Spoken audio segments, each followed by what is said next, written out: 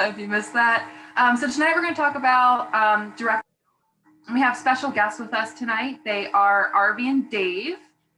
They were just featured on the like-minded Instagram page. They do a bunch of direct mail. They flip houses. They own rental properties. They wholesale. I literally just found out a couple of how they do Airbnb. Like they've done it all.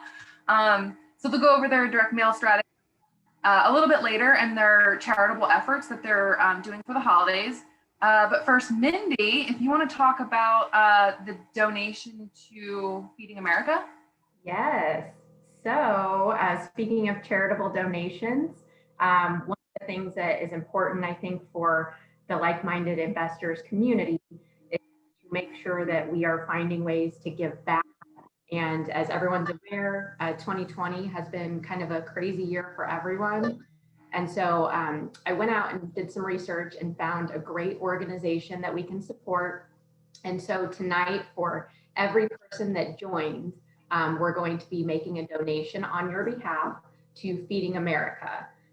So a little bit about Feeding America is they're a nationwide network of over 200 food banks and 60,000 food pantries and meal programs that they support across the U.S. And some of the stats that I saw that were crazy was 1 in 9 people struggle with hunger, and that equates to 50 million within the United States. And of that, 17 million are children. So far, I see we're at 75 participants. So like I said, for every participant, we're donating $1, and $1 feeds 10 people. So thank you all for coming tonight. We're excited, and just know that you're helping to contribute to Feeding America.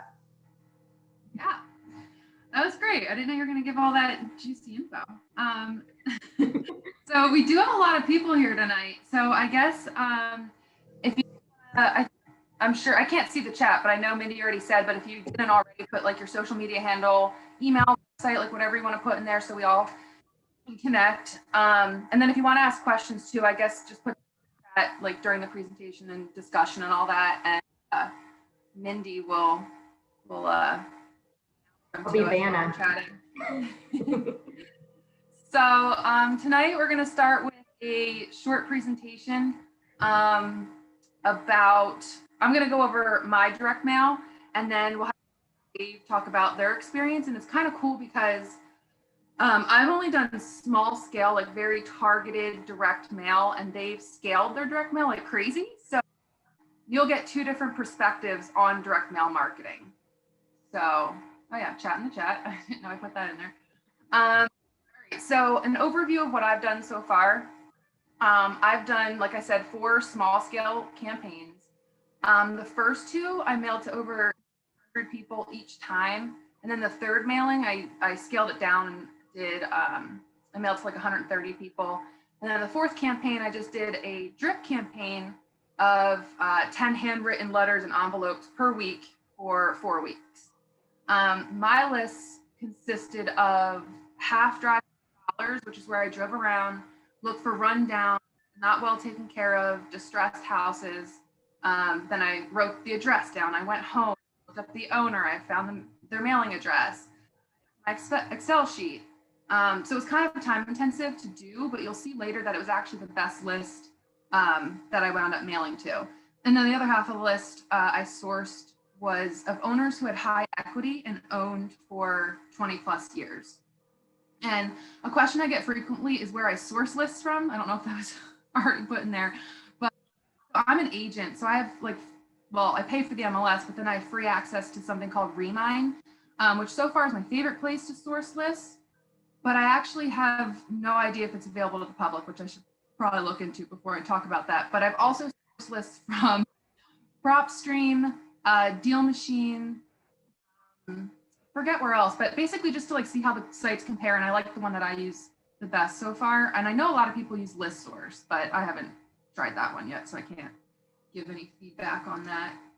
And then another question I get a lot is, what did I set up before I actually mailed my postcards? So the only 3 things that I really set up before I sent my first campaign was I set up a PO box because I didn't want my home address on there, but I wanted to receive the return mail so I could skip trace it and try and track down the owners. You could always leave the address off the mail if that's something that's like holding you back from sending your direct mail. You just won't get your undeliverables back. And then I also set up a few phone numbers on Vumber.com so I could track which campaign the calls were coming from. And Vumber is basically a virtual phone number. You can set it up to ring to any phone. There are like a ton of services out there to do it. So you can use like I looked into CallRail, Grasshopper, Fresh Call, Google Voice. I know there are a lot of options out there. And then for my CRM, in the beginning, I kind of like half sorted up, like set it up with Vumber to automatically send leads to Podio, but at the time it was too big of a learning curve. So I just started using Vumber as the CRM, which didn't work. So I just went back to using Excel, but that got messy. So I took a break from direct mail and tried a bunch of different other methods to track the leads because I kind of felt like it was a waste of time to mail and not like track anything about it. So I tried Deal Machine, Asana. I tried Remind again for CRM. I tried organizing leads in Google folders. But long story short, I went back to Podio and I'm just sucking it up and like learning it as I go because it really does have a lot of capabilities. So here, one question that came in, the realtor site you mentioned, what was the name of that? Remine, R-E-M-I-N-E. Right. Yeah, if someone wants to look that up, I don't know if it's available to the public or not. So then someone asked for the name of the list that you use as well. The name of the list? Yeah, like all the different lists. Okay. Okay, I can type that into the chat when I'm done. I'll put them all in there. Anything else? Nope. Okay. So this is my first direct mail campaign. And if you can't read any of these letters, Mindy is going to put into the chat like specifically what they say because I don't know how big this is for you guys. But I sent out 606 postcards. They basically look like everybody else's, like all the other investors, all the other wholesalers' direct mail. And it had the typical like we buy your house fast for cash, close fast, no closing costs, all that stuff. And I did decide to add a picture because I had a mentor when I first started direct mail campaigns, and he said that once he added a picture of his family to his direct mail, that's when his response rate started going up. So I was like, I'll give it a shot. But I got 0 leads from that campaign, like no calls, except from angry people wanting to be removed from the list, which was a fear of mine when I started. But it was a good thing because it was, a learning experience. And then my second campaign is, that one you really can't read. So if you want to put that one in there, Mindy. I sent this one, it's basically the same one. I sent it to 625, which was mainly the same group as the first campaign, but I removed the people that wanted to be removed. And I wound up adding some more people from Driving for Dollars. And I didn't notice on this one that the company, like when I approved the proof, the company didn't add the picture. So there was no picture on this one. And so from this postcard, I got 11 calls. 2 of them turned into appointments. I got 1 under contract, but that wound up falling apart because of COVID thing. And then I got really great feedback on this one. I actually got calls saying that they didn't want to sell, but they just wanted to tell me they liked my postcard. From a woman who didn't want to sell, but was making me aware of 2 other houses in her neighborhood that were in poor condition that she thought we could help out her neighborhood with. And then another lady said she's going to keep my card for 10 years. And when she's ready to sell, she'll get in contact with me, which we'll say. So I did get good feedback, but I did get one really angry realtor who threatened to report me to the real estate commission for not putting my company's, my brokerage information on the card. So, which now I know is a legit thing and I have to abide by that since I have my real estate license. So that was another good learning experience, hence why on this third campaign, down here at the bottom is where I added that information. So this campaign, I really narrowed down the list on this one, and I only mailed to 134 sellers, and it was all from the Driving for Dollars list. because I noticed that on the last campaign, every single call was from a house that I physically drove by and wrote down the address for. So yeah, so this is the one pretty much the same as the previous one. I basically shortened it.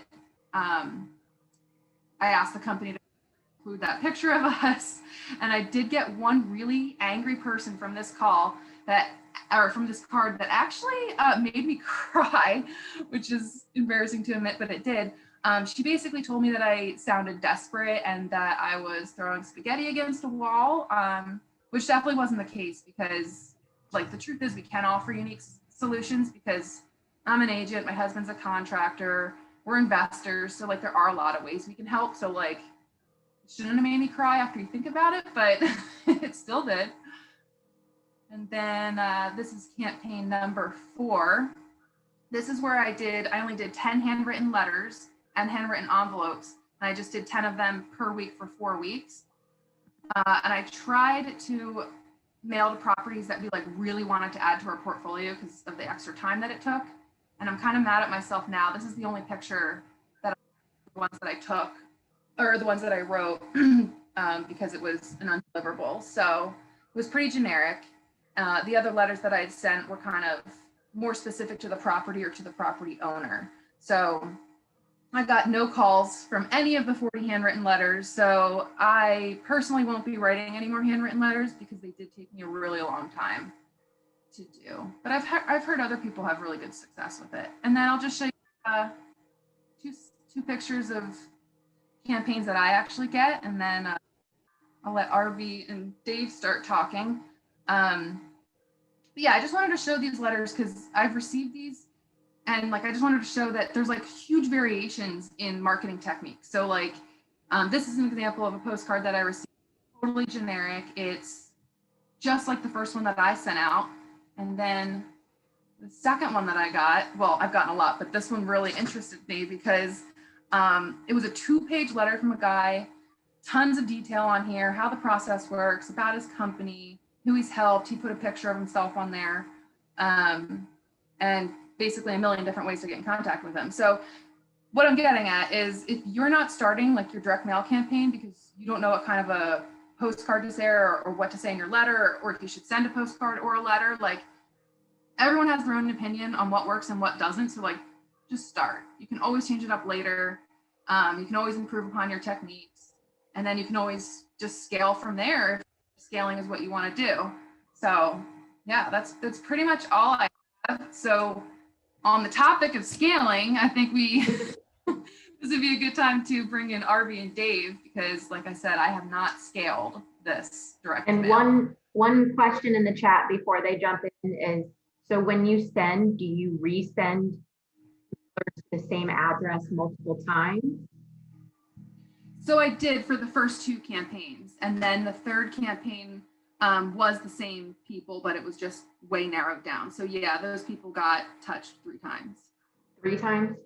Mm-hmm. And then the 4th list was totally different. That was to just handwritten letters to very specific properties that we really would love to have in our portfolio. Yeah. So RB and Dave, you guys want to talk about your direct mail? Yeah. Let me start out by saying thank you guys for joining. Thank you guys for having us. A little bit about us, our background. We met in college, our junior year in college, and we started our journey together as a couple. Right out of college, we kind of were debating to go the corporate route or to try out our own business. RV ended up starting her real estate investment company right out of college. I decided to go coach for a year. That didn't really work out, to be honest. So I dragged him along with me. Yeah, basically what happened was she needed help on the construction side because her flips were going okay. Yeah. So I ended up joining her. And kind of from there on, we did 3 flips in Buffalo, New York, basically 3 rentals in Buffalo, New York. And those were off the MLS. After that, just like you, Kier, we started doing our own direct mail by writing, just like how you started. Basically, we had no responses. We did, I think, for 2 to 3 months. Yeah. And we had 0 responses, like at all. Nobody called us back. So from that point on, we decided that we had some money saved up from the flips that we did. and we decided to invest everything we had in direct mail. Yeah, so that's kind of like what Dave and Kier said. We started out just like everybody else, writing literally handwritten letters to where my hand was cramping up. And I think we ended up doing a total of like 300 letters. They weren't as extensive as Kier's, like mine were way simpler because I did not have the patience to write that much. But it's like Dave said, we got a couple calls, which were mostly angry callers. And then I got one lead, I'll say, that she was like, I'll be ready to sell in 3 years, so I'll save your letter. So, I mean, that obviously never panned out. But we started really focusing on kind of being serious and scaling it up, and realized that if we really wanted to get those like high profit margin deals, that doing direct mail on a serious note was going to be like the best way to get started for us. So what we did before we even started direct mailing, we had to set up some systems to make sure that we were tracking everything and that the money we were going to invest in direct mail, was not going to be a waste. Now we don't have a fancy presentation like here, so I guess you're going to have to take notes on this. But one of the first things we set up was making sure we had a CRM where all of our leads were going to come in. If you follow us on Instagram, you might already know that we use Resimply, which we really love. It's a great CRM for any like type of wholesaling leads, whatever you're doing in terms of rental and everything. So that's what we decided to go with in terms of managing our leads and doing follow-ups. And then we also decided to have an answering company to get the first initial calls from our direct mail. Because like you mentioned, 20% of the letters you're going to send out, they're going to be angry callers. And that was my biggest fear. I did never get to a point where a lead made me cry, but I've gotten like very upset by leads before. So I was like, you know what? I really don't want to handle this. And on top of that, I'm generally a very shy person. So when people were calling in that were really interested in selling, I wasn't asking them the right questions because I felt like I was bothering them and I felt like they just wanted to get off the phone.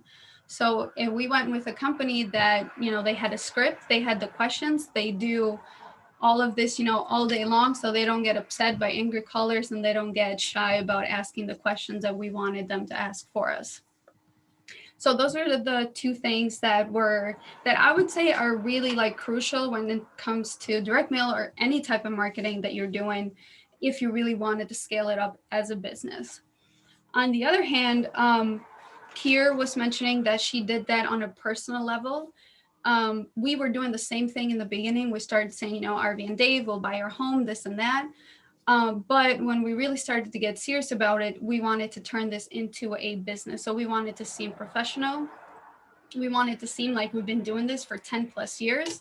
So we made sure that we had a business name, like an LLC already started, a logo, like literally professional, to make sure that to them, it sounded like, we've been in this business for a long time. So when we started out, these were like the three big things that we did to really be serious about the direct mailing part. Now on the actual direct mailing itself, we went with a company that does only handwritten letters. And by handwritten, I literally mean, the robots will write it with a pen, not like a printed font from the computer that looks handwritten. And our pieces are super simple. They don't mention any of the, like, we'll buy it cash, we'll give you an offer within 24 hours, we'll buy it as is, this and that. Our pieces just say, what is your plan for 123 Main Street? We're interested in purchasing your property. If you have an interest of getting a cash offer, call my office at, whatever this number. And the key part on that is where I say call my office. So they expect it to be like a business answering service, not me directly. Now, a lot of people, when they call, they still say, I want to talk to RV because, she wrote me the letter. But the company just says, hey, I'm her secretary. She's out on appointment, whatever that is.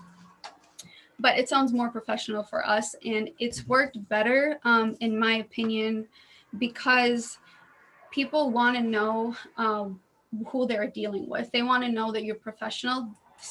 Most of the time when they call, they're really serious about selling, so they want to make sure that you can close. So when they see a company name, and maybe they even see reviews of us online, they see that we have a website, they think, okay, this is a legit company, so this is probably someone I can do business with. So those are like the main things. And as I said, you know, our piece of paper just said very simple, you know, what's your plans? We'll buy it for cash. You know, if you're interested, give us a call. The reason why I don't think personally, you know, as like Kier said, everybody has their opinion on what works and every market is different. So don't take my word, you know, to the T. But when you're sending out a letter that literally explains all of your business plan, how you do it, you know, how, when you do it, how much this and that, it kind of takes away the curiosity for them. So when you're literally explaining everything, if they're really not interested, or even if they had a peak of interest, you might have taken that away by literally spilling out everything about you. When you, yeah, we'll show them. When you keep it simple, it's more like, okay, what are these people about? Let me give them a call, or at least go visit their website. Yeah, so we started off with actual letters. We started with actual letters, and we decided to move on to postcards, and we tested postcards, and they was working just as well. So this is what the postcards generally look like. They keep it simple, professional. We list their first name. If there's two owners, we list both owners' names. So it's really personal. And as RV said, this makes them really curious to find out like if this is legit. Some people call us and have no idea that this is actually an option. And this is a return to sender actually. So if I take this off, you'll see at the bottom, it has my logo and my my website. So I make sure that it has that for me. And one thing, I mean, this is like besides direct mail, but when they go to my website, I have retargeting ads. So anytime they go on Facebook or Instagram, they'll start seeing me pretty much all over the place. I'll start stalking them, so I'm on top of their mind. Well, if you go to our website, you'll probably see a lot of ads. Yeah, from us. Did you have any questions, Mindy? One question I had, so since you're the money-making duo, like you guys play off each other, like who does what to run your business and So I'm mostly in what is the word? In charge. I'm mostly in charge of kind of doing the marketing and bringing the deals or making the phone ring per se. From that point on, I know she didn't mention yet, but at the beginning, we were doing about 500 to 2,000 letters every month. We had one deal every month. We were getting one deal, and we decided to scale up to about 4,000 letters. And at that point, it was starting to get a little too much for us. All the appointments, calls, doing the marketing at the same time. So we hired an AM, an acquisition manager, to go on the appointments for us, and he handles all the calls. But our process is pretty simple. RV handles the leads, basically creating the leads. The acquisition manager goes to the appointments. He does the offers. He's on the phone with them all the time. When he goes to the appointments, he takes detailed pictures of the property from inside and out. From that point on, the pictures are sent to me. I analyze the budget when it comes to reno. I look up the comps, and I also give RV my best opinion about what we should do with the property. Because you mentioned before, we have experience with flips, long-term, short-term rentals, house hacking, a little bit of everything. From that point on, the lead goes back to RV, and we give our offer. Usually we get a hard no. Usually it's a hard no. 99% of the time. And from that point on, it's just follow up. Just follow up.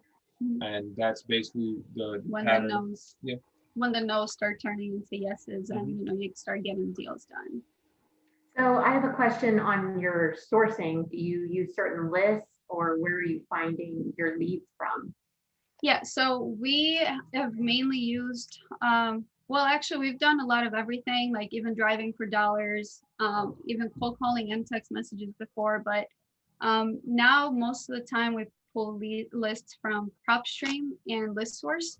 Those are like two main list pullers. Honestly, we've tried other providers, but these two are the ones that have given us the best results when it comes to direct mail. So that's what we use. And you mentioned that you were doing about 500 to 2,000 direct mails per month, and off of that you would see one deal. Is that like a typical close ratio for you, or what do Yeah, you? so usually we'll see every 2,500 letters that we send out a deal. There's always outliers. I sent out a list once of 900 and I got 4 deals out of it. So there's definitely always outliers, but on average, it kind of all turns out to be every 2,500 letters, you'll get a deal. And this one I'm really big on. I love follow up. I love that you brought that up. And Yeah. If you're getting a no, that means you're going in with an offer that is going to work for your business, right? Yeah. If you're getting yeses right away, that's probably you're offering too much. Yeah, yeah. So from a follow-up standpoint, a certain cadence that you follow, how many times do you like switch up, like text, phone calls, mails? Like, what does that look like? So once we have a lead in the system, it is very unlikely that we'll mail them again unless they've been dodging our calls, you know, for a very long time. And I truly believe that that's going to turn out to be a deal. Then I'll probably mail it again. But once it's in the system, I'm like 99% of the time, I'm not going to mail it again. In terms of follow-ups, it's very dependent on lead. So we'll get calls sometimes. They're like, hey, I really want to sell, but I'm not ready right now. I need like a month or 2. So then we'll put them on like some longer term follow-ups with, you know, every 2 weeks, every 3 weeks with messages, sometimes emails, and then calls. I mean, the best way to follow up is on calls if you get them on the phone, but it's not always possible. And then once you start getting a lot of leads in the CRM, it gets very overwhelming to start following up with everybody on the phone. So the drip campaigns help with that. This is why we like Simply a lot, because all these drip campaigns and systems are automated. Yeah. For the drip campaign, you literally put a message, a pre-written rep message, and the system automatically sends it out to the sellers. You don't have to touch it, because usually most of the time we just get random texts sometimes, I'm ready to sell now. Yeah. And we have no idea because the system did it for us. Right. So you rarely send the same list twice unless they don't respond. So usually I'll send the same list twice. I don't really do actually pre-foreclosures, which I know is a very popular list. I've done it before and I didn't have a lot of success with it because it's so competitive to do. But if it's something like that's very highly kind of like motivation, like pre-foreclosures, what if you don't mail it in 2 weeks, you know, you'll probably lose on the property. We usually mail the same list every 3 or 4 months. Mm-hmm. I wouldn't mail it one month or after a month, because the likelihood is you still get some leads.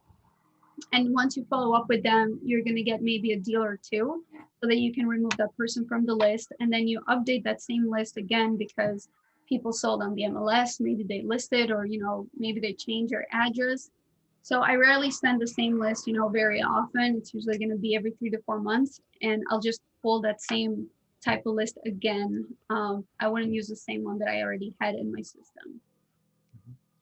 Go ahead. Go ahead, Dave. I was just going to put in perspective, you mentioned the scaling part and how we scaled. We've been doing from the start, we did 500 to 1,000. After that, we went to 4,000 and we were averaging 2 deals a month.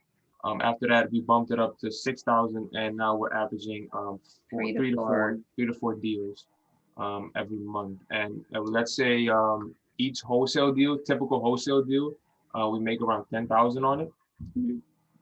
But there's outliers, just like, for example, this month, we hit our highest assignment fee this month. Yep, the 50,000. We actually just closed on that today. Wow. Congratulations. Thank you. Yeah, but I mean, our average is 10 to 13,000. The charger. 10 to 13,000, but we also hit like very small deals of like 3,000. You know, it happens to every investor. Nothing's gonna go always to what you want. And we also, like, when we give our offers, we make sure that if we're wholesaling it, to have a cushion of like $8,000 to $10,000 for a profit. What market are you guys in again? We're in Nashville, Tennessee. And then, do you guys use VAs for any of your stuff, or is it all like because Resimply is So like, So I don't have VAs at the moment. The reason why is because I have a full-time employee that does most of the leads. So like he takes care of all that part. Well, actually, I lied. I do have a VA that does like my return to senders and like very small stuff for me. But that's also my cousin, so I don't know if that really counts. So I do handle the rest of the stuff though myself because I did get a lot of like time freed up once I hired a full-time person to handle all my leads.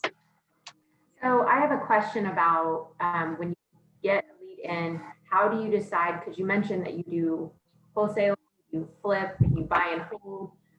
So how do you decide which route each of those leads is going to take? So that also it's like a tricky question because it depends on the lead.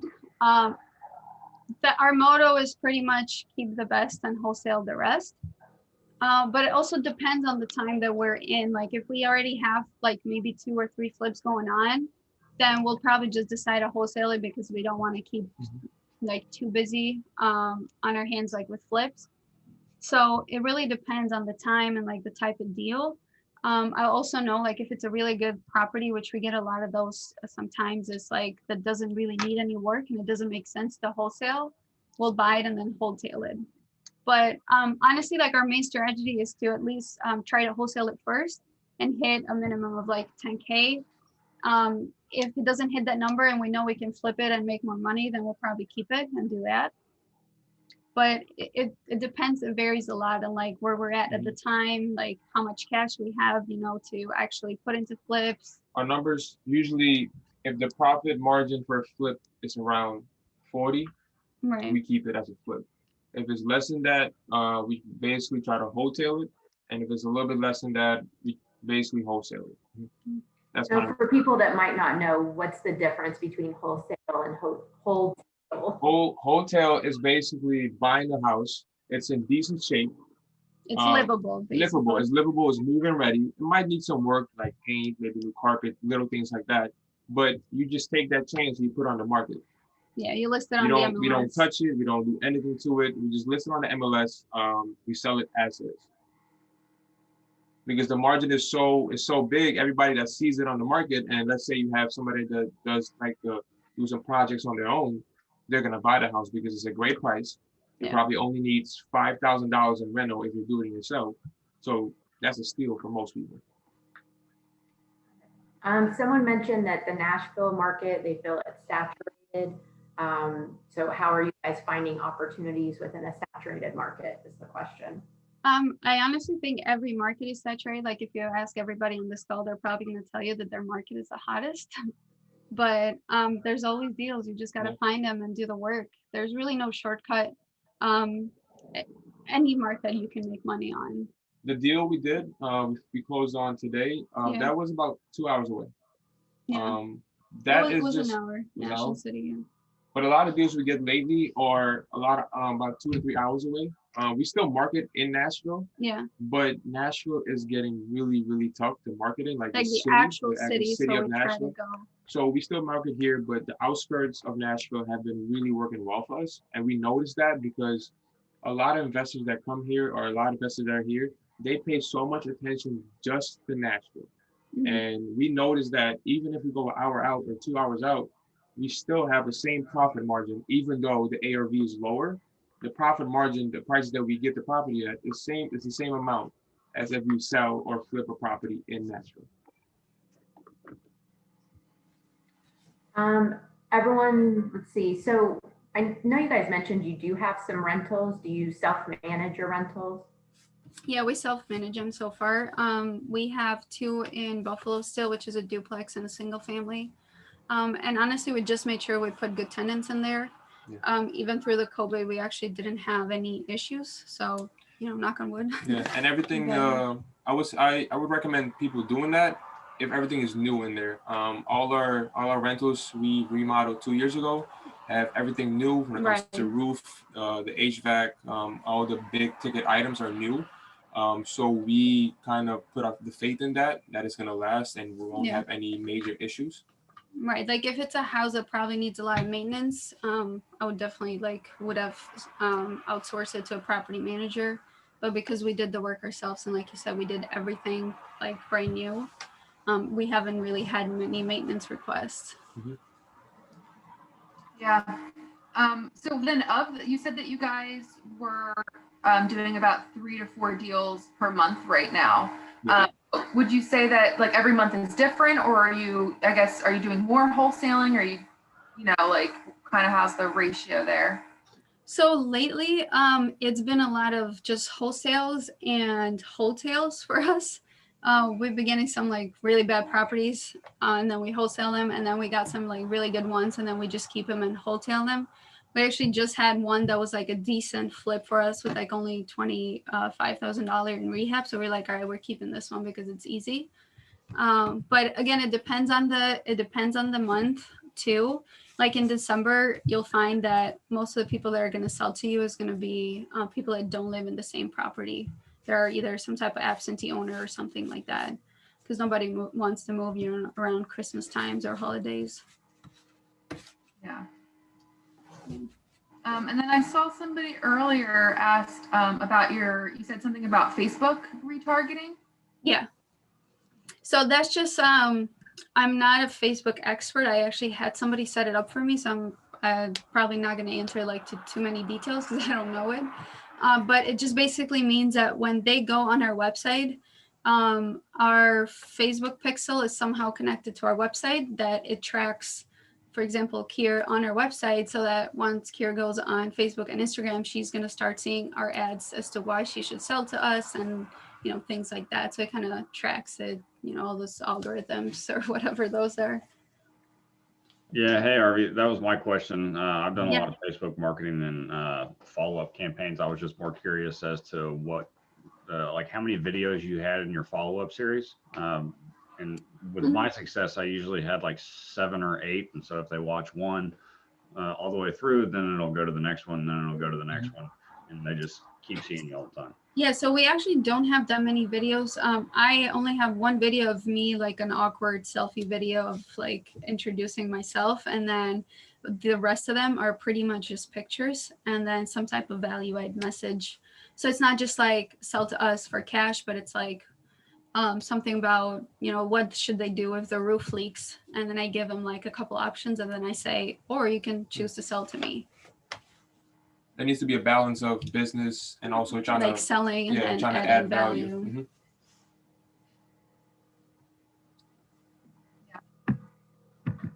And I think, did you already answer what marketing company you guys use? Like, I know a lot of people are using like Ballpoint.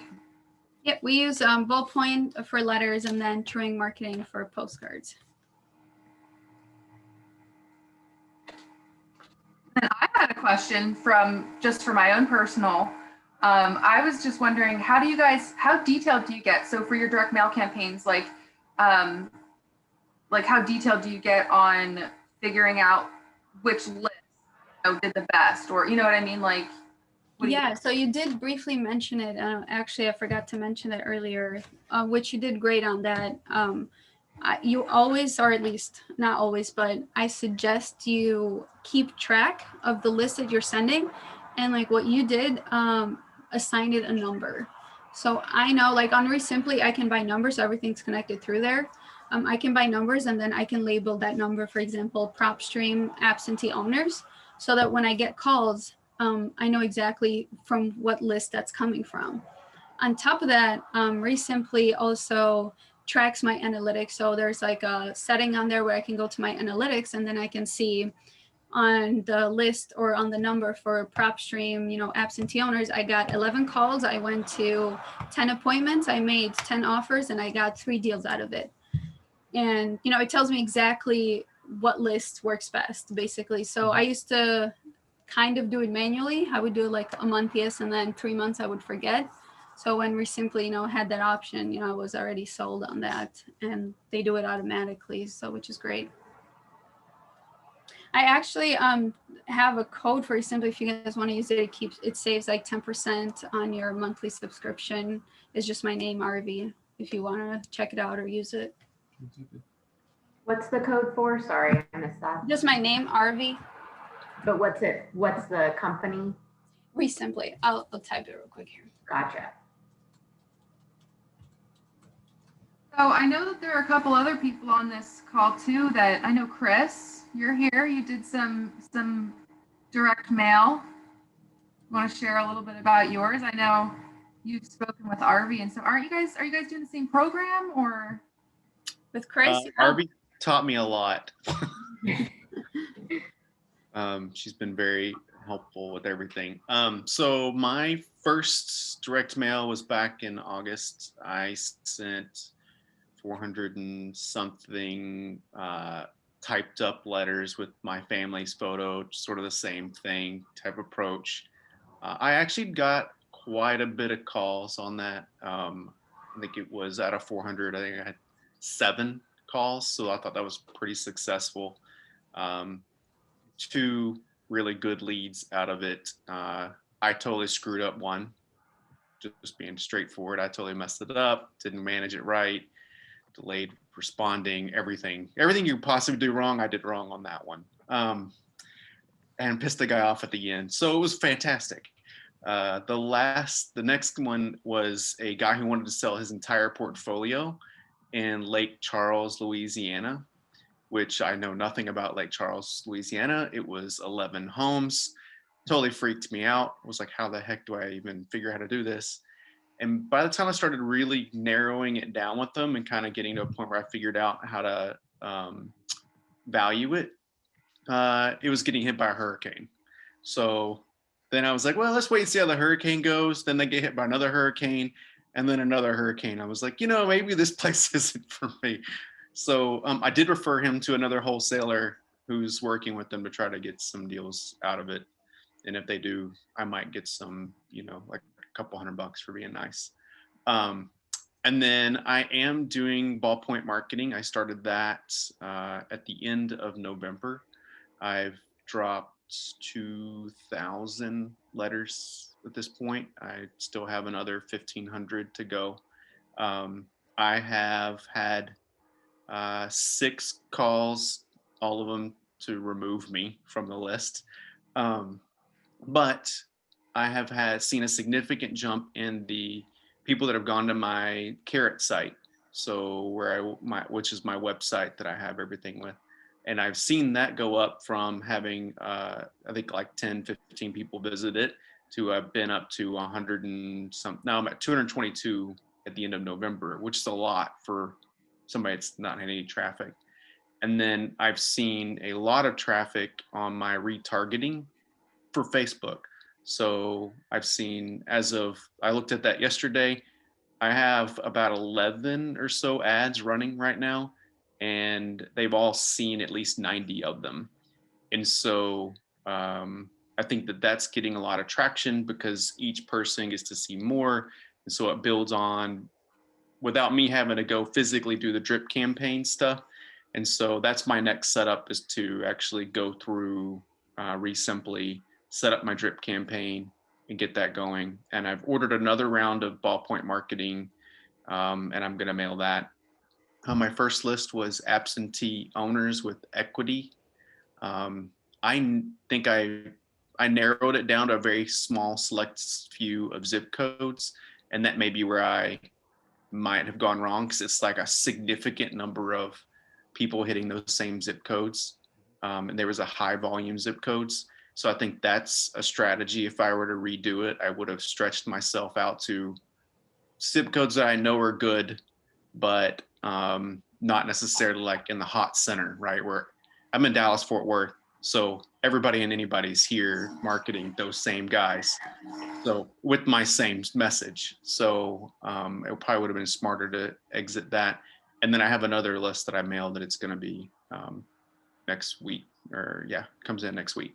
So I had a question chatted in for whoever wants to answer this, but when you're talking to someone, how do you disclose to them that you're wholesaling the deal? Like, do you have something in writing? Do you have a conversation? How do you let them know that? You don't. Yeah. So we do not upfront, because that kind of gets them complicated. And they're like, wait, what do you mean? Like, you're not closing with me, but so it kind of makes the thing complicated.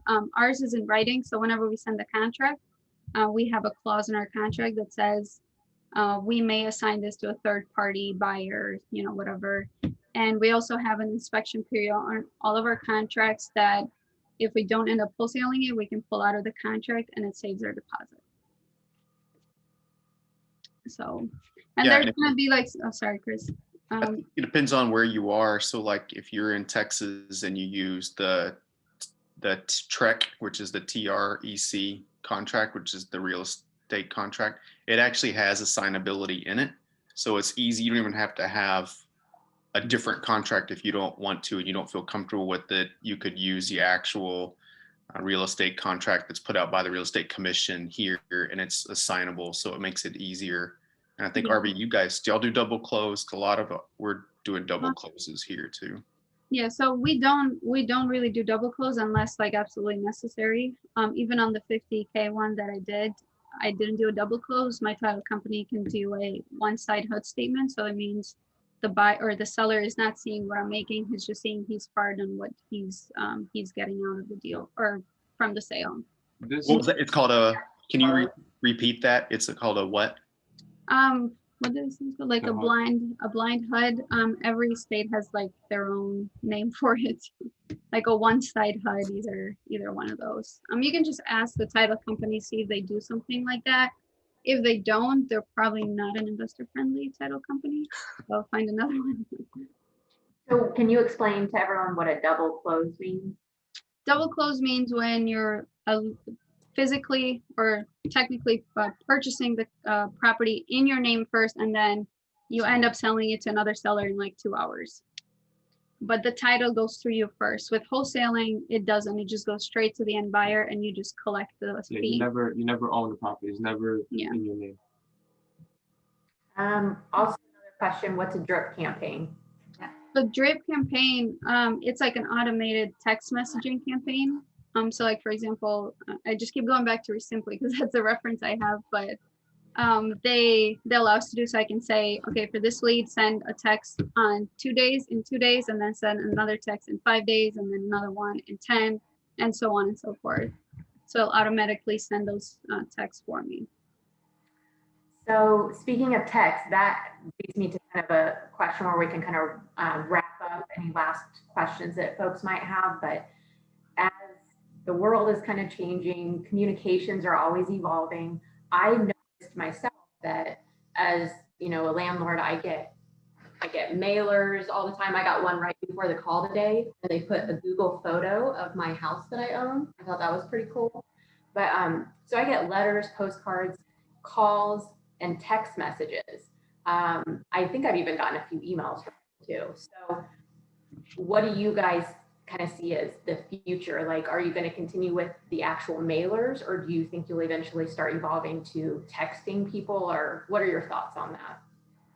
We personally tried a little bit of everything when it comes to marketing for leads. We've done driving for dollars, text messages, cold calling, obviously, direct mail, Google ads, Facebook ads, all that type of stuff. And our most profitable ones have been direct mail and the online ads. From text messaging, I tried it for 3 months. I spent over $4,000, and then I didn't get anything, at least in my market. We know other investors that have done really good with text messaging. With text messaging, you have to be really creative because they're shutting it down so quick. Yeah. When you send like a text blast, I don't think you can even have the word house in it. You can't even have the word cash, offer. Like, there's so many words that just eliminate the text immediately. They don't even send it out. Yeah. So you like the card route, how much spend on average per card? I'm sorry, you're cutting out for us. I don't know if us or she's frozen. Per deal. There is a question there while she comes back on. You guys have a buyer's list. How did you build that? It takes a lot of networking. Before COVID, I was going to a lot of like the meetups in person, and I was getting a lot of cards and just kind of manually adding them. And then we also do, like, there's some Facebook groups in every market. I think there's at least one for real estate investors. And there's going to be a lot of people that type on there who wants to be on my list. And then a bunch of people will respond with their emails. So kind of slowly. Yeah, and occasionally we get a wholesaler sends out a deal, Yeah. and they forget to BCC people all the emails on it. Yeah. And sometimes they just tag all the email addresses. So sometimes we just Get lucky like that. You get lucky like that sometimes. So you can add about maybe 300 email addresses to your buyers list. Right. So those type of things you gotta pay attention to as well. I was thinking about starting some cold texting, but we'll see. I just got a cold caller. We'll see how she does. Try them one at a time and see which one works best. But try them for enough, like probably 2 months. Yeah, to really give them their see time. the results. Yeah. Mm-hmm. I'm so interested in the texting side of this, and I probably get 5 to 10 texts a day now, and it's just interesting to me. I try to pursue everyone that reaches out to me, and they all end up turning into they're not great, they're not well done. So but I respond to everyone, and I get so many letters, and I don't respond to any of the letters. So I was waiting for text message marketing to come up here. Yeah, it's, as I said, it's really market dependent. Nashville is also very, like somebody said, like saturated. So with a lot of people are trying those ways because it's cheaper to enter and do it.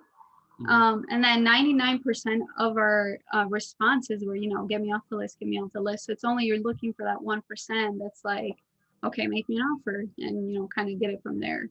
But we got some leads, but it just never turned out into deals because they were looking for like way higher price than what we could offer. Okay, I think I'm back, and I think you guys can see me. Yes. Yeah. So someone wanted to know, and stop me if you've already covered this, but how you buy deals. Do you use your own money? Do you have private money lenders? How are you funding these deals? For us, it's always private or hard money in worst case scenario. Even if we had the capital, I don't want to lock it up in just one deal. So to us, it's more beneficial to do a couple at a time, maybe, than just one at a time. Have you guys had more success with your online ads or your direct mail, do you think? Or do you think it's all just together? It's a balance. Yeah. There's going to be months, or there has been months where I get like 4 deals from online and then 0 from direct mail, and then another month where I get 4 direct mail and then 0 online. So it kind of fluctuates. Yeah, the key is just to be consistent. Whatever you do, just being consistent, because you never know where the deal is going to come from, honestly. Yeah. And with online ads, you can't really control who's looking up, to sell their house for cash. With direct mail, you control how many you send out and when you do it and all that stuff. How did you guys find your private money? I'm always interested in that. That's like the $1 million question, right? No, but it's a lot of networking and just using all the people that you know. Tallahassee has been some college professors, dads of like our friends from college, literally anyone you can think of that might have some money or equity line of credit, or what I even call like home lines of credit. But it all starts with you actually telling everybody or what you do, talking about that you are an investor. We didn't have private lenders last year because we weren't that successful. We weren't talking about that we're investors. We weren't posting about it that much. But as soon as we start posting about our success and everybody starts seeing it, they knew like, hey, they're legit. I can trust them. They definitely need some type of track record to you can show yourself that you're reliable and they're going to get their money back. Because that's the worst part about trying to get somebody to be a private lender is, how do I get my money back and how do I know you guys can do it? So I think that is great, RV and Dave. Something that you hit on that really rings home to me that I always say is just shout it from the rooftops what you're doing. So I always talk about putting it on Facebook, I think Facebook's a great local market you're always, it's your friends, your family, and you just Yeah. keep that drip campaign on Facebook. Hey, this is what I do. I'm a real estate investor. Check this out. Yeah. And people come out of the woodwork to, everybody wants to be in real estate. So Yeah, absolutely. And honestly, there's been people that are like your gym friends that you never knew had money that start lending to you just because they saw a Facebook post or something like that about what you did. So right. you never know where it's Yeah. coming from. That's kind of the tricky part. People, it's kind of a sensitive part because you actually have to think of somebody that might have a lot of money, and some people don't feel comfortable reaching out to them or Yeah. talking to them. And it's slowly. You don't just pop up the question like, "Hey, do you want to lend money to me?" Like it's always Gotta building build that up, relationship. You slowly send them hints, like maybe an email or two about the deals you've been doing every month, and that's how you get them interested. And I love the somebody hints. asked, I think, if we do the work ourselves, I think I lost the question, but if we do it ourselves or if we hire it out What?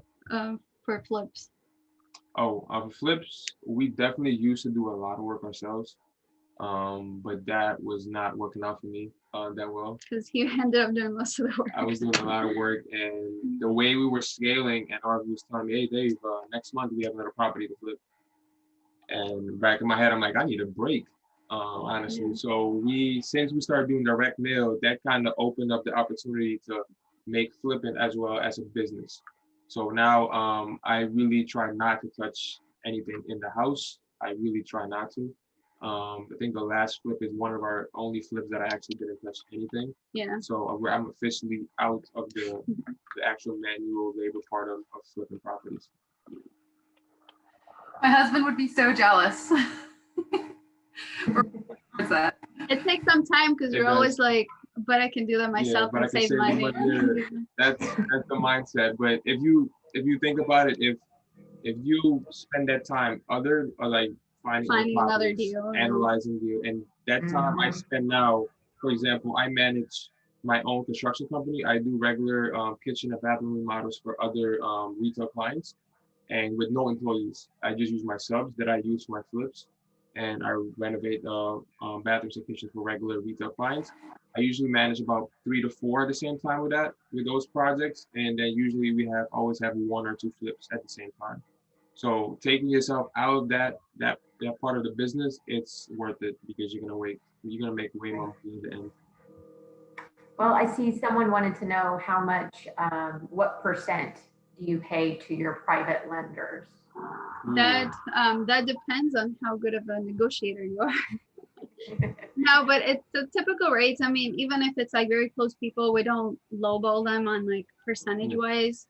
I'd say the lowest is like 8 and 1%, and then as high as 12 and 3. Yeah, the 12 and 3 is more the hard money lenders. Sometimes they call themselves private money lenders, but they're hard money lenders. And if you go, hard money lenders are usually people that do it as like full time. This is my business. But a private money lender is somebody just on the side and just wants just income on the low, basically every month. So that's go ahead, Mindy, sorry. I was gonna say, when I did hard money, it was right under 13%. So I think that's kind of the going rate for those. Yeah. And do you want to describe what like 12 and 3 means? So 12% and then 3 points on the loan. Do you want me to get into more detail? I think that's good. Yeah, dig into that. What are points? I don't know what points are. What the heck are points? Yeah, the 12% is yearly, so technically 1% a month. And then the 3 points is 3%, kind of like an origination fee of the loan. So if we were lending $100,000, 3% goes to the lender, no matter how many months we keep the property for. So I'm going to borrow $100,000 from you guys. Wait a minute. Let's make it easy. $50,000 from you guys. No. Let's go with 100,000. So 3 points. I have to pay upfront 3% of that, right? Yes. So what would that be? $3,000. Yes. And then 12% annual interest rate. So $1,000 per month per payment. Okay, that makes sense. Yeah. So the 3,000 goes to the lender. Right. Sorry, say that again. You have to account for that in your deal. Oh yeah, for sure. That can make and break a deal. honestly. Yeah. I can make it better. And do I pay that interest to you monthly, or can I just pay it to you at the end when I sell the house? So usually, even for our private money lenders, we like to pay them monthly just because they like to see the income.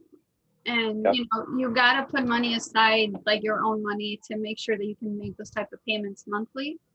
Unless it's your mom or your dad and you're lending money from them, then they can kind of trust you to pay them back at the end. Hopefully. But points we usually pay at the end when we sell the property, and then the 12% or like the monthly percentage interest only, we pay it monthly. That's Well, awesome. yeah. I was gonna- like. Oh, sorry. Go ahead. I like exactly the way that you mentioned it. I like the idea of monthly payments to private or hard money investors because it shows that you're able to make the payments. You're building that relationship. And maybe down the road, you move to just paying that interest at the end of the loan. But in your beginning relationships with them, I think paying it monthly is good. Yeah, and I think most of them like the idea of like it being passive income and getting a monthly check. So you sending that to them monthly, to them is like, oh my gosh, like I'm not doing anything for this money and I'm getting paid. And then when you're done and selling it, they're like, all right, just keep it, don't return it back, put it somewhere else. Well, I want to take a minute and tell Arvi and Dave and Kier, thank you for sharing on direct mail. For those of you that want to hop off, that's going to wrap up our portion on direct mail. However, we do like to stick around and hear just, more low key. If you have any successes, struggles, or if you just want to, have a beer and hang out and talk, or if you have ideas for future meetups, whatever, we'll just kind of open it up. So, but don't be that person that's got like super loud noise. Put yourself on mute if you're that person. But if not, if you want to chat, chime in, and once again, tell Arvi and Dave, thanks for joining us. I think we chatted in the episode 19 of the Bigger Pockets Rookie. Go give them a listen, give them a follow on Instagram. I put their hand. We'll put it on the Like-Minded Investors page too. So. And Arvi, if you guys, I forgot to ask you about your t-shirts. If you guys want to. T-shirts. Yes, we forgot about that. We are doing these t-shirts that are either money making duo, or if you don't have a duo for your single self, on our website, moneymakingduo.com. We're mainly doing this to donate back to World Central Kitchen. They work with giving meals out to homeless people and unemployment, or people of like the lower income. So honestly, we're just doing that for donation, and then you get a cool t-shirt out of it. So it's kind of like a win-win. The main purpose is behind it too is that we're trying to motivate everybody that even though it's a pandemic going on, that making money is still possible. Now and even 2021 around the corner is definitely something that should motivate everybody to do better than 2020. Yeah. We tell everybody we could do it, you guys can do it as well. Where can we find the link for ordering shirts if we want to get one? Yeah, I'll type it on here. Awesome. And does anyone have any successes or struggles from the week? Anything they want to talk about? If not, I can talk for a while, guys. I saw somebody asked a pretty good question. If people don't know the difference, I saw it somewhere, but now it's gone. I think it was the difference between private money and hard money. Good question. I think. Who's going to answer it? Arvi? Are you guys, Arvi and Dave? Yeah, sure. Private is when it's somebody that doesn't do it full time per se, and that is willing to lend you at a lower rate, like I mentioned, like the 8 and 1%. And then, like Dave said, the hard money is more somebody that does this like full time, that is an expert, has his own contracts, things like that.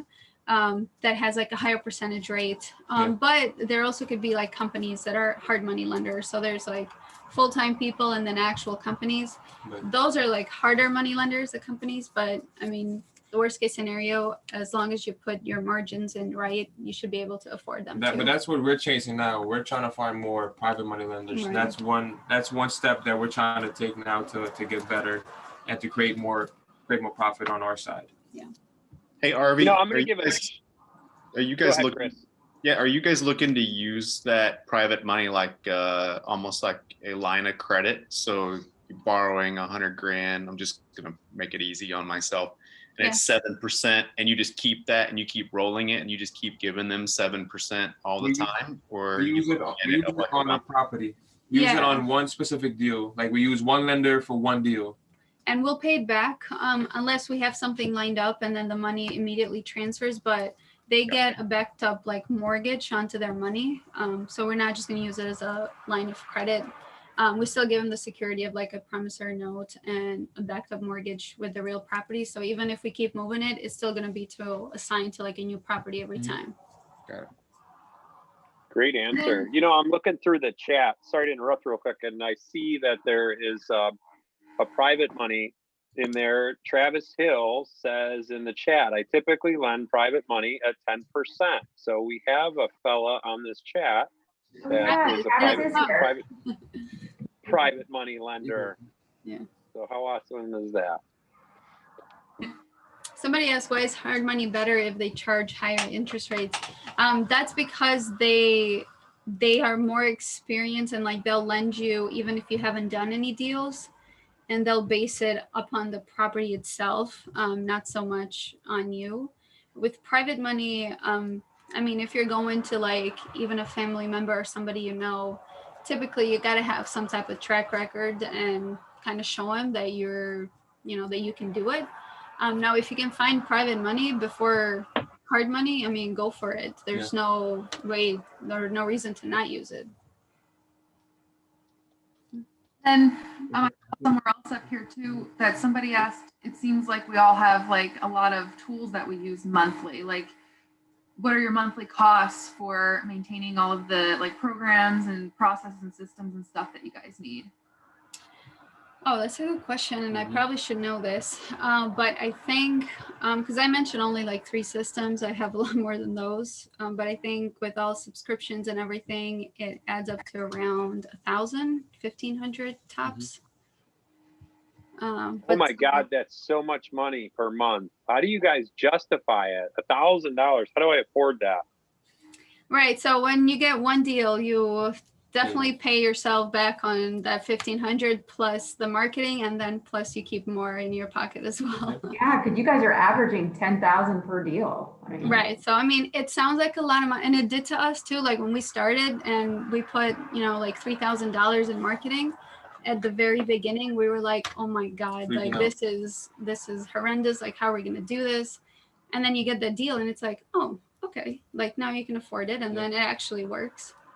So I have a question, because I know, and Kira, this might be for you to chime in too. So I know there's some people that want to scale up like you guys have done and, go big or go home kind of mentality. And then there's people like me who are like, I drove for dollars a few weekends ago and I have like 60 leads and I want to do something with these 60 leads. Like, what would you recommend to someone like me who wants to keep it smaller scale to be the most impactful, I guess, with my time and money, with like this really targeted list of people in this one little I call it a cute little area that I want to invest in? Like, what advice would you give for someone like me? Honestly, so if it's like a small list like that, probably my first touch would be to try to call them and then try to build a relationship that way. If they don't answer, which probably like usually half of them don't on the phone, then I'll follow it up with a card, just kind of being more personal. I wouldn't go, like too broad on it. So just be personal. Like you said, you're trying to stay small, so don't do it as a business. Just do it as a personal, touch. And then honestly, from there, I mean that's from the system sides. I would probably say your CRM. Yeah. If you're trying to be low on the low scale or high scale, you're trying to scale really fast, the CRM is probably like the crown jewel. Yeah. Like, this is my CRM currently. It's my notebook. Yeah. I know it's cutting out, but I love that you said to call them instead. Like I didn't even think of that. I was like, I'm going to mail to everyone. Yeah. So I mean, with the where do I find their phone number though? Skip trace. You can skip trace them. Our favorite one is Lead Sherpa and Batch Leads. Lead Sherpa gives you way more information than batch leads, but I've used both and they're both like pretty accurate. Yeah, they give you their number, their parents' numbers. Yeah, they give you three relatives, 2 Oh or my 3 gosh. emails. My mom called me the other week Yeah. and she was like, someone called and I got this mail piece for you. And I was like, dang, Yeah, exactly. that's savage. Yeah. Thank you guys for that. I was totally here for my own personal gains. And just to say real quick, if you're interested in more like information on the private lender, I give out a free packet. It's on my Instagram, like link in bio, where you can just put your email and it automatically will send it to you. And it just shows a packet. It's only about like what I did in the beginning. Like I didn't have any track record to prove myself. So I just used my business and like my vision and what my goals and what I wanted my business to be and, you know, where I saw myself in 3 and 5 years, so that it kind of builds up some credibility on yourself. And then, you know, once I started getting deals, I would put on there my past deals. But it's like the cool way to show your lender that you're credible. You're credible. Mm-hmm. Yeah, I did one of those little private money lending presentation thing, and I spent a lot of time on it, and I locked up 2 private money lenders from it. Yeah, exactly. It works. Yeah, I got my first private money. I mean, I took him out to lunch and I gave him the packet and he was like, wow, nobody's ever done this for me. Like, this is so cool. So it makes him feel special. If there's one thing we learned from college is that like presentations. Yeah. Yep. That's really one thing we definitely learned from college. There was a question about like what was your most difficult pitch for a private money lender and what lessons did you learn? I don't think there's like ever a difficult pitch, but it's mostly like from your nerves. Like in the beginning, you don't sound as confident. So even like me in the beginning, I would like do a terrible job at explaining what I was doing and, you know, how I was trying to get, you know, into my vision and all that stuff. So the packet like helped me because I was like, okay, I have an outline so I can kind of take him through step by step. So that was like the one thing I learned is instead of like trying to explain to them everything on the phone or something like that, because if you're going to private money and they have no idea on real estate, they're going to have so many questions. So kind of meeting them, showing them the packet. It even explains like the business model on the packet that I give out. So it answers a lot of questions for them out front. So try to keep it as simple and as clear as possible for them. Make sure you show them and tell them how much they can be making. Right. That's one of like really important because they at the end of the day they like the presentations, all the nice words, but how much money am I making every month? That's one thing you need to understand, like the number side of 12 points. Right. 3 points, sorry, and 12%. You need to understand that. Dumb it down. And I also think so. I started using private money when I a couple of years ago. You sometimes you totally have to educate these people. Like they have no clue. These high net worth. The way that I found my first private money person was I was actually doing a job. I'm a contractor as well, and the guy and his lawyer buddy were in the basement bar, and they were just dying over that they were getting to make like 2% interest on $300,000 they were giving to the bank. And I started laughing, and I told him, I says, I'll give you 10. Like you're losing 2% interest because of inflation. Inflation's 4% roughly. Yeah. So sometimes you have to do that total education as well and be patient with them. Yeah, and I think a super important thing too is how are you pretend it's your money. So how are you going to protect them? You know, talk to them about here's the ways that we do this. We do a first position lien for you, and we have insurance for this and all that fun stuff. Yeah, and not that I'm like trying to sell or anything, but in my packet, like I explain all of that, and it's clear for them, you know, how they're getting being protected, you know, what's their position in the lien, what could happen, like if I stop paying them, you know, within 10 days or something like that, they can foreclose on me if they wanted to. So like you said, it's super important that you explain it to them because they don't understand. Like they get the concept of what a bank does, but they don't really have never done it or anything. So you explaining every detail makes it like very doable for them. Oh, so someone wants to know for for private investors, what's the normal average amount and how frequently? I mean, I think there's probably a lot of variation depending on the market, things like that, but. Right. Yeah, if you're in a high-end market, then you definitely, got to up the numbers. But for us, we have a minimum of like $70,000 that they can lend to us. Anything lower than that, I'd probably tell them, hey, like if I have a really small property that's like 50,000 or something like that, then I'll bring you in. But other than that, like I would tell them to save up money and then come back to us, because we don't mix different lenders with like one property. It can be a big no-no, and then it can be like very messy and things can get really ugly really quickly. So telling them that they need at least a minimum of like 70,000 for us, for other people it could be more, because when you're starting out, you don't have that much. So, have a minimum in your mind that that without that, you can do it, and then just go from there. Because at the same time that they're interviewing you, you're also interviewing them. So it kind of goes both ways. Yeah, and you want to make sure you have enough to cover the actual purchase, if you're holding it, any renovations, and then of course holding costs or like that. And we've done that before to where we were like so tight on a flip, and we're like, okay, we're down to like the last thousands. If we don't close on this property, like I don't know what we're gonna do. So I definitely do not suggest that at all. Make sure that you have enough savings or whatever it is to be comfortable in the flip. I think it's important to realize from a lending standpoint, anything like 50,000 is probably kind of a good minimum, because once you start getting lower than that, like say 25, 10, 15, it just doesn't make like the turn of money, even if you're doing a 1-year note, doesn't really, even though it's 10%, like, oh, it's awesome, it's 10%, but it doesn't really like maximize your value on that small amount of money from a lender standpoint. That's why the 70,000 I think is a great. 50,000 is kind of what is my minimum. Mm-hmm. Yeah, absolutely. Actually, we had one of our college professors. He wanted to lend to us with 25,000, and at that point, we didn't have a minimum. And I was kind of explaining to him the numbers, and I think his return was like 500 on it, and he's like, "No, like that doesn't make sense." So the bigger they go, the more they make. So,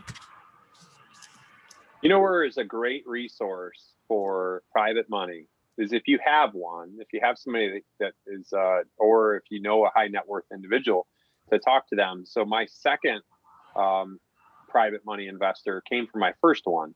So they were so excited that they were telling their friends about it. And I say that to them now. So even my second private money investor, I tell them, I say, I want you to be so excited about this that you'll tell your friends about me and brag about it. And then they'll want to call me. Yeah.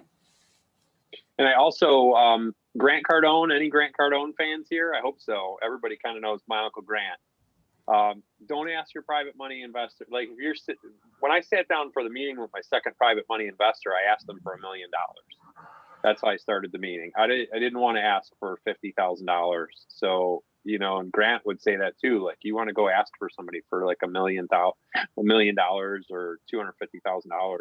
So we shot big. We walked away from that meeting with a $250,000 investment. Mm-hmm. So don't be afraid of the big numbers. I would say as well. Mm-hmm.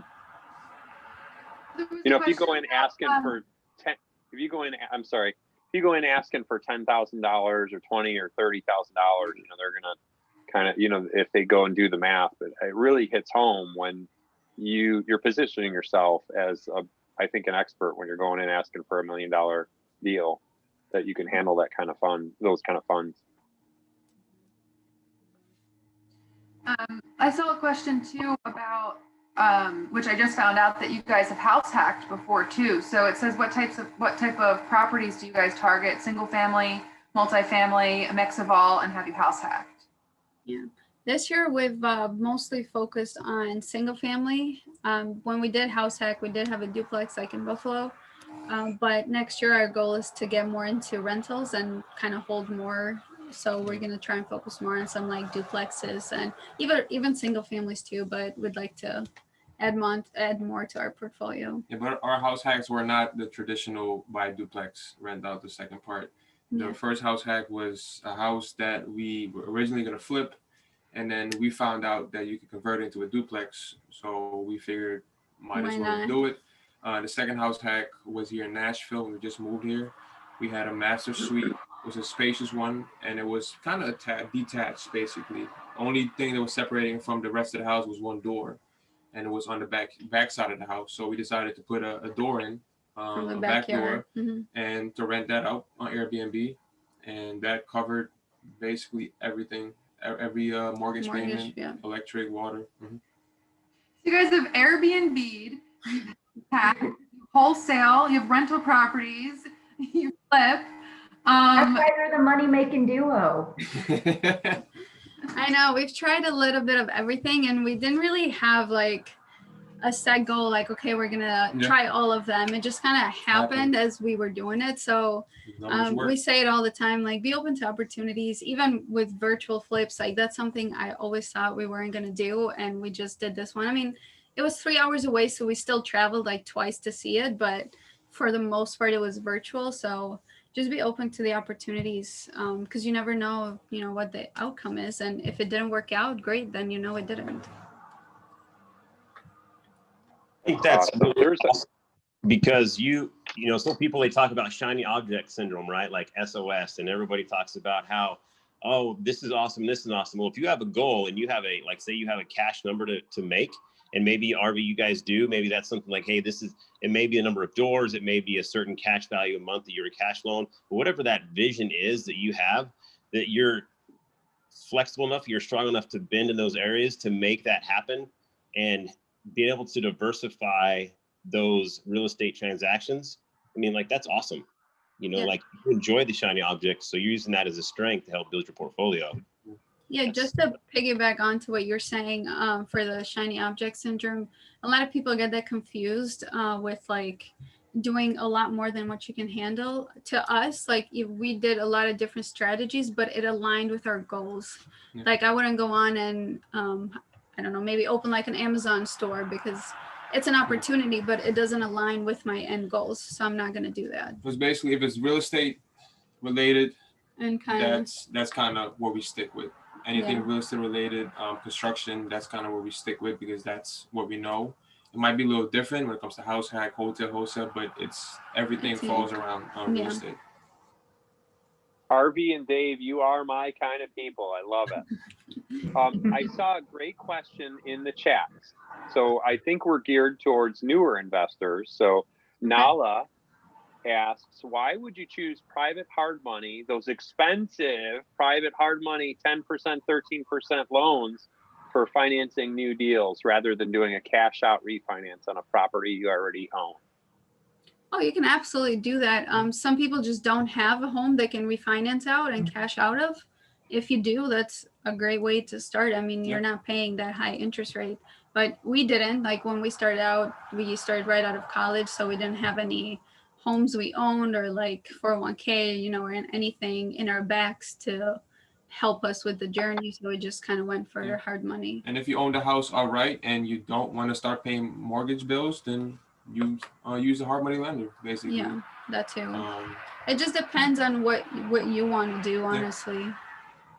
I think that I'm going to tease what I'm reading in there is from you guys, is you came out of college. Yeah. If you have no money, right, then a hard money or a private money is a great thing. And if you had to pay, it doesn't matter the interest rate that you're paying. It doesn't matter if it's 100% interest rate. If the deal still makes sense, considering that interest rate, and you can still be profitable and make the amount of money that you want, then yes, pay those higher percent loans. Just include it in your numbers. When you run your numbers, make sure you include, we always include, it doesn't matter if you use a private money or hard money, we always use 12%. And 3 points. And 3 points, no matter what. If you find a private money lender, if our private money lender is available at that time, great, more money for us. Yeah. That's great. I love that. So you're using 12% with the 3% on all of your deals that you're looking at. So if you get private money at 10%, then you basically save yourself quite a bit of money, and that deal is that much more profitable. That's awesome. If it works for us, at the worst case scenario, obviously it's going to work for the best too. Dave, you said that you also have a... Go ahead. No, sorry, go after you. Oh, I thought you were frozen for a second. Dave, you said you have like a remodeling or construction company, right? Yes, correct. So somebody asked, like, I know this might be a little different for you guys, but somebody asked, do you think it's a good idea to interview GCs before you find the deals, or bid out the projects to multiple GCs after finding the deal? Probably slightly different for you guys though. I would, I never went the GC route. I am basically the GC of the project. I use subcontractors, but in that case, I would, before you get the deal, I would definitely vet the GCs already from the start. Go and see their work, go and see their process. Just stop by one of their. What I usually do, or what I recommend doing, is randomly stop by one of their projects, just to see what's going on and how the process is, how they work, because that's the same way they're going to work at your project, basically. So with the GC route, I don't have that much experience. When it comes to subcontractors, I do. But I can say usually the GCs in my area, at least, they're not going to waste time coming out and checking out every deal unless you have it under contract. Yeah. And so I think it's important as a new investor to know enough to be able to get some rough numbers around what a rehab is going to look like. Because like I said, I know when I was starting out, I was like, hey, can I get bids? And people are like, is it under contract? Yeah. So. I was actually gonna kind of controverse Dave here a little bit, but especially if you're new and you don't know them, I wouldn't go out and like try to talk to them before you even have anything, unless you know somebody that you can just go in and have a conversation to like get some insight on how to do things, because GCs usually are busy and they don't want to waste time with somebody that doesn't have anything. It's sad but true, and it's business, so it's really nothing you can do about it. So just like if you're going the GC route, just try to at least have something either under contract or even a property through a realtor that you can bring them in and maybe just say it's under contract if it's not, to get their attention more. Irvi and Dave, you have a construction business too, which is awesome. Mm-hmm. I think it's important, and I'd love to see this as a meetup topic, is working with contractors. I get so many people that reach out to me with my contracting business from out of state, out of country, and they want these detailed estimates from me, and and not being careful with time, and maybe they don't own the property yet. They want me to walk with them, and they want a couple other contractors there, and I usually just bow out, or on a detailed estimate, I actually charge for that for them, and they just look at me like I got three heads, and it's like, what do you mean you charge for it? Well, a detailed estimate's going to cost me some time, right? Yeah, absolutely. Yeah, I mean, I don't think a lot of people underestimate contractors, because even like with some examples from like his retail clients, they're like, well, why is it so expensive? You're just laying tile. I'm like, yeah, but that's a lot of hard work. Like, do you want to lay your own tile? Type stuff. Right. So people actually, like, the labor is not easy. Like, if you've done your own flips and you've actually put your own like sweat and equity into it, like, it's not easy. So after we did our own, like, we really appreciated contractors a lot more, and we realized why they charge so much. Right. Doing tile work, and they show up with a $400 laser to make sure the tiles are level. And yeah. And a $600 saw to cut your large format tiles with a $50 blade on it. Exactly. Kier, aren't you part of a construction company too?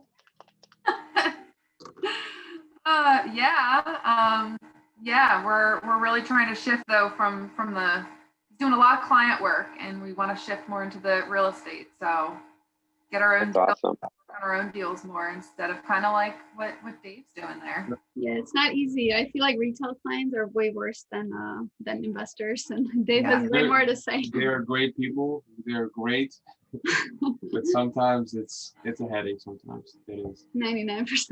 I joke that all like I feel bad because people on here are contractors for homeowners, but like joke that like all the good contractors are gone because a lot of homeowners have driven them real estate and working with investors and stuff, because it's just easier. In Nashville, a lot of contractors just focus on new builds because there's so much new build going on here.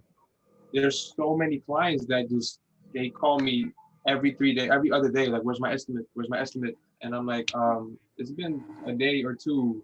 And they keep telling me, person. Yeah. yeah, so a lot of contractors move away, especially cities like this, they move away to new construction because the house is empty. They can do whatever they want. They can drink a beer while they're doing the tile work. They don't care. So that's a fact though. Well, do we have any other questions? We usually wrap it up around now. Hey, Kier, I have a RV and question. Dave, do you have a favorite book you're reading? Me? Either of you, RV or Dave. So Cool. right now I'm actually reading The Subtle Art of Not Giving an F, and it's pretty interesting. Yeah. So that's the one I'm reading right now, and I really like it. So I recommend it if you haven't. It's an amazing book. I was pumped after I read that one. I don't really read that often. Honestly, I have to get better at it. But one book I definitely enjoyed reading was Where's My Cheese? Finding My Cheese. Who Moved My Cheese? Who Moved My Who yeah, Moved yeah. My Cheese? Yeah. Yeah, great book. That one. Both great books. really, yeah. After he read that book, he's like, all right, I'm gonna join you on the real estate. We got a question? That's awesome. Somebody I think was trying to ask something. Yeah, I got a question. Can you hear me? Yeah. Mhm. So I think I asked this one in the chat. It's linked to door knocking. And from your experience, RV and Dave, have you tried door knocking, and what's the what was your results when you compare that to direct mail? Because I've been debating on figuring out some kind of systematized version of door knocking, right? Kind of like building a small army of people to go door knock because of the higher rates of return there. But I'm still on the fence on that, so I'm not sure. I think it's I tried door knocking for like a week. It's not for me, honestly. And door knocking is basically based off your personality. Believe me, door knocking can work. A friend of mine here in Nashville, that's what he does. And he picked up 10 houses from one guy, like a whole street he has now just based off door knocking. So door knocking works. It just depends on your personality. And as you said, it's definitely smart to get a couple of people to do it, but make sure that their personality fits the door knocking. Yeah.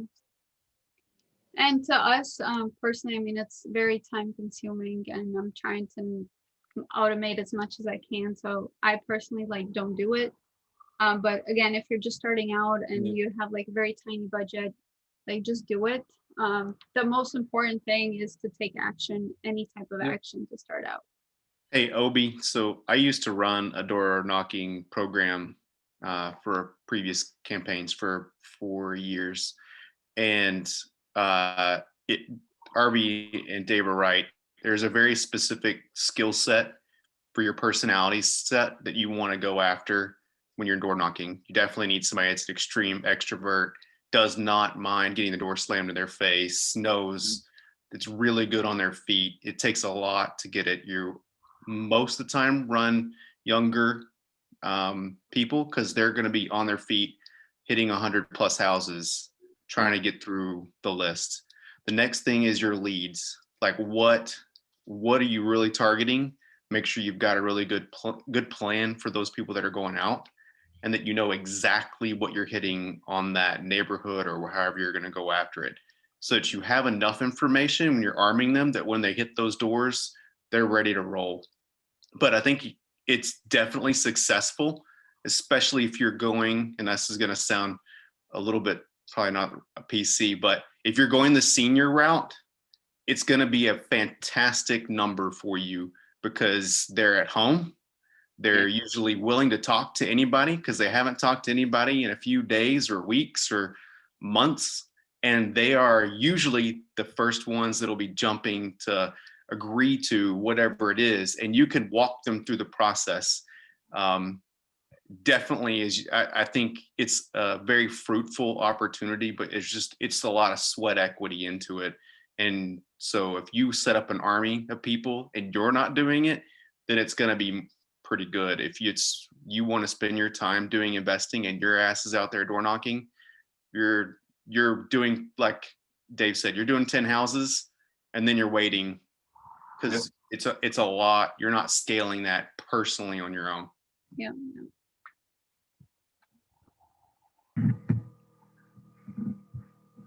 That was great. I mean, I never really thought about going out and door knocking, but I mean, after hearing all that, I think that's a good way to do it, because especially if you have the right personality and you know where you're going, and if you can send someone else to do it, I like that part better. Yeah. So, well, I think Kier, do you want to wrap up or do you want me to? Yeah, I mean, there's not really much to wrap up. If everyone, what was I gonna say? Oh, our meetup is gonna be, it's the third Thursday of every month. If you guys don't already know, I can see when the next one's gonna be.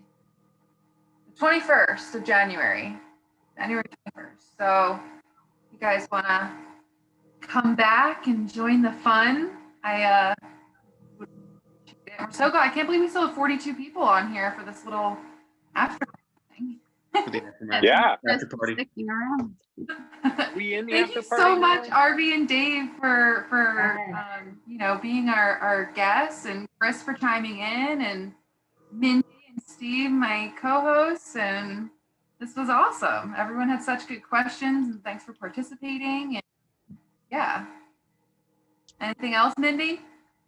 Just keep sharing the love on like-minded community, for our community, helping grow it, spreading the word. Like I said, you guys have been awesome about that. And if you have ideas for future meetups, this is for the community, so we want to hear them. Feel free to submit those. And other than that, I mean, enjoy your holiday season, and my cheesy, we'll see you next year. I know, I've been saying that to everyone. It's annoying, but I'm. You only get to say it like once a year. I know, yeah. All right, well, have a great night, everybody. Thank you for joining. Yes, thank you guys so much for coming on.